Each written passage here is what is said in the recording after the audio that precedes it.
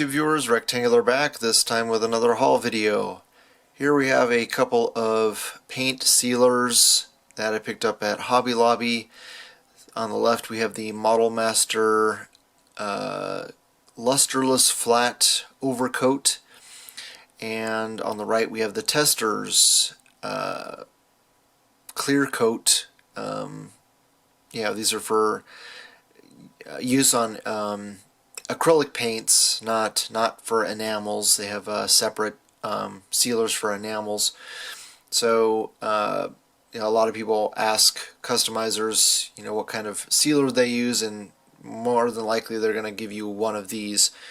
You can get these on Amazon, but they tend to be a lot more expensive. Usually you're going to pay like $10, and this is just a little 3-ounce can. Both of these are just 3-ounce cans. And Hobby Lobby has a 40% off coupon on one item, so I think I got both of these for less than $10. So I haven't tested them out, but I am working on some customs right now, and I'll probably end up using these on them when I'm done. Alright, let's move on to the next set of items. Here we have some loose figures that I picked up on eBay. On the left we have the Ares Wave Vision made by Hasbro, and then in the middle we have the old Toy Biz Fantastic Four Classics The Thing, or Ben Grimm. That's the Thunder Launch thing. And on the right we have the Hasbro, I don't remember which wave, Ultimate Spider-Woman. Oh, that was the Ultimate Goblin? No. That was the Ultimate Hobgoblin wave. So yeah, the Vision I got primarily for a custom, which I may or may not end up doing, and I kind of wanted him as a backup if I didn't end up making a custom out of him. And then the Thing I definitely wanted as a backup. I sold my backup or traded it to Boog a couple years ago, and always wanted another backup because this figure is fantastic. No pun intended. The best version of the Thing as far as I'm concerned. And you just never know if you might accidentally break one. And he's only going to keep going up in price because I don't really see Hasbro being able to beat this figure, even with the crazy gimmick that he has. And then the Ultimate Spider-Woman is definitely going to be a custom, and don't know what I'll be able to use the entire thing for, because that's quite a petite body. But I always think it's interesting that they gave a lot of these figures a disc in the neck when you can't get her to look up because of the hair. She can look down, but they could have got away with just giving it a ball. And then when we have figures that need a disc in the neck, we tend to get gypped. So really like to talk to the guys at Hasbro and ask them, why they don't think these things through. But anyway, let's move on to the next set of items.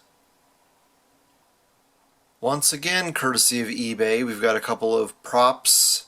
On the left we have a knockoff version of the throne for the Marvel Select Mephisto figure, and on the right we have a shopping cart, which is 1/12 scale, 6-inch scale, and both these came from overseas. I think both of them came from China, if I'm not mistaken. The throne, I have a Marvel Select Mephisto, but I got him without the throne.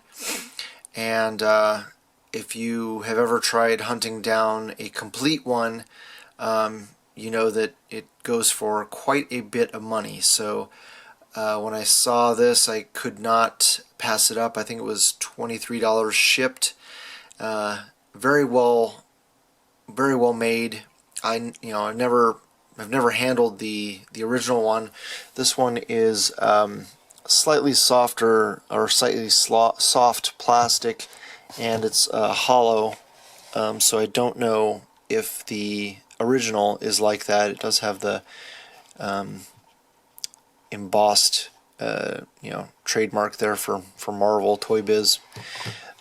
So I don't know how accurate it is compared to the original, but yeah, this thing is pretty cool. It does have a little bit of flex to it, and it's not super heavy.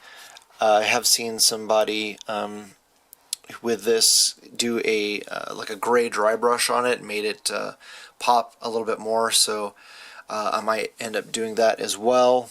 And yeah, very cool to have it. I did get a replacement throne from a Spawn figure, but I might end up using that for Hela now. And on the right we have a shopping cart. I got one originally in blue, but the seller just sent it in a plastic bag with some padding, and actually the seller did the same thing. This one survived. The original one, the handle got smashed. I still might be able to fix that one, or I might just leave it damaged. Michael Wistman had the good idea of just having a smashed shopping cart in an alleyway as a background prop, so I guess I can have one that's in good condition and one that's beat up. So good thinking on Michael's part there. And yeah, let's move on to the next set of items. Next, from a third-party seller on Amazon, we have the Legendary Comic Book Heroes Monkey Man and O'Brien figure.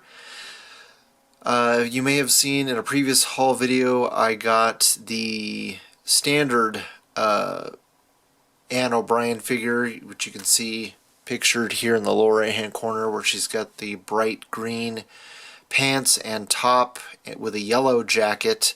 And this is the variant that has green shoes, blue pants, blue top, and a green shirt.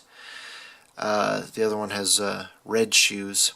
And the primary reason I got the original version was to use the head for the Thundra modification that I did. So if you're interested, go check out that video giving Thundra the hair from this Anne O'Brien so that she could look up and have a lot better articulation, because the hair on Thundra is really hinders the head articulation.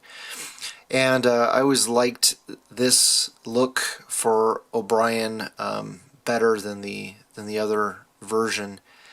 And yeah, it's a pretty damn good figure. Now, as much as I can appreciate the Anne O'Brien figure, the real reason I got her was to go with this fantastic Build-A-Figure Monkey Man. This thing is amazing. I had never handled one before. I don't remember when I was at Solid Snake's house if I got to handle his figure, but this thing is I can't even describe how cool it is. Yeah, I'm not a huge fan of the comic book, and I'm really surprised that they made this figure for how few comics there actually are with this character in it. But man, this thing really makes you miss Toy Biz. Even if they had just made the Build-A-Figures, that would have been fantastic. That's the thing that I miss the most about Toy Biz. The Build-A-Figures are really hard to beat.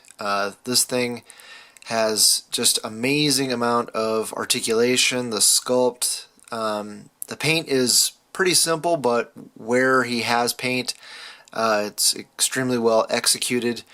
I love articulated fingers, and this guy has double joints on all of his fingers, And yeah, to me, that just being just a fan of action figures, this just makes me geek out every time I get to mess around with his hands and feet.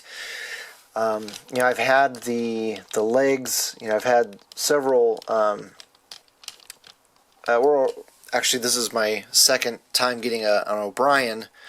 So I had the leg that she comes with previously. So I knew he was going to be a cool figure, and I'd seen reviews of how cool he is, but until you get him in hand and really get a chance to mess around with him, you really appreciate what an awesome figure it is.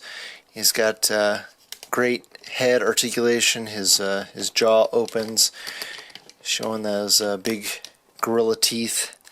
So, man, I just really like this figure. So I'm gonna have to do some ACBA with him. He didn't come with the glasses. I got him from a gentleman on Facebook whose name is escaping me now. I think he was from Chicago, so he probably knows John Connor. But yeah, thank you, sir, for this. Really like this figure a lot.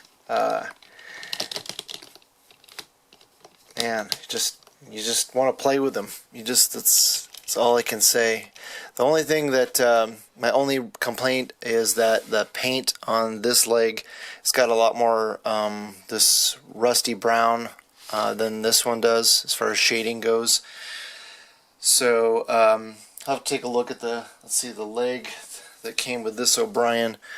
It probably has about the same amount, might have a little bit more brown, but I don't know if you can swap, once you've got this guy built, that you can swap out parts.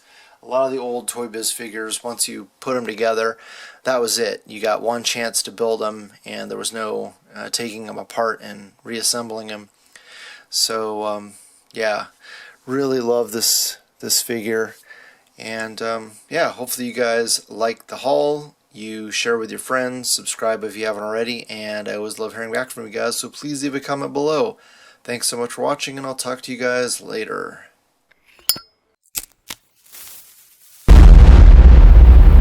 That's crispy.